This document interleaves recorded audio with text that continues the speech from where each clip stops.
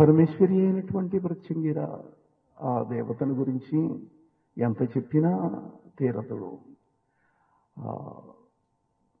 వేదంలో అధర్వణ వేదం ఉన్నది. ఆ అధర్వణ వేదంలో ప్రత్యంగిరాదేవి అని అంటే శత్రువులను సంహరించేటువంటి విద్య.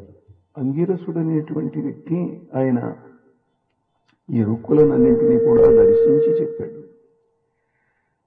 మంత్రములన్నీ దివ్య భూమికలలో ఉంటాయి. మానవుడికి వినిపిస్తుంది. ఆ వినిపించిన వాడు ఋషి.